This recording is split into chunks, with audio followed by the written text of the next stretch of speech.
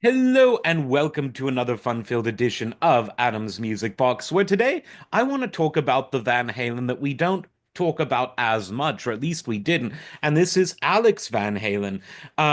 The band, it was Eddie's band in the sense that he was the center of attention across, no matter who the lead singer was, really, he was the writer, he was the virtuoso, he was the man who, in the words of Frank Zappa, reinvented the electric guitar, but always by his side, right up until the end, was Alex Van Halen. And I think that we shouldn't overlook Alex Van Halen's drumming.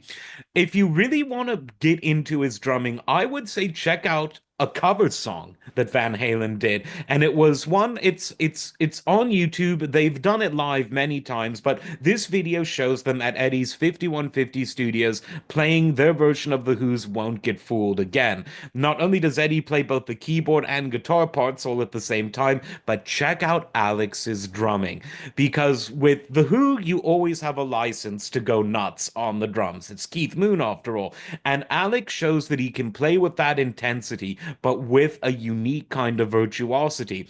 You should also check out the Balance tour, because for whatever reason he was feeling particularly energetic on that tour, and there's a video of them playing live from Toronto circulating on YouTube until Alex sues them to get it off. Um, God bless you, Alex. And with neck brace and all, he is really going for it. And there's some great camera angles too that really show the drums from the drummer's perspective, so you can really see what Alex is doing.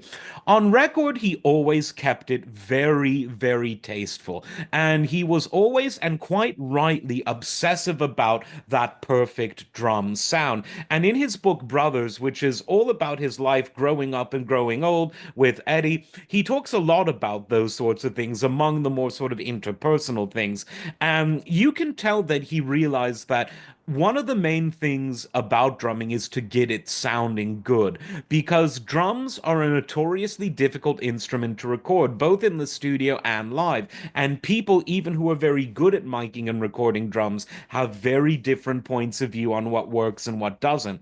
Alex's drum sound did evolve somewhat over the years as he was chasing that perfect sound. 1984, different drum sound than on the first few albums. By 5150, he was incorporating a lot of electronic Simmons pads into the playing. A lot of that stayed over for OU812. He was back to the acoustic drums by the 90s, but I think tracing the evolution of his drum sound is very interesting.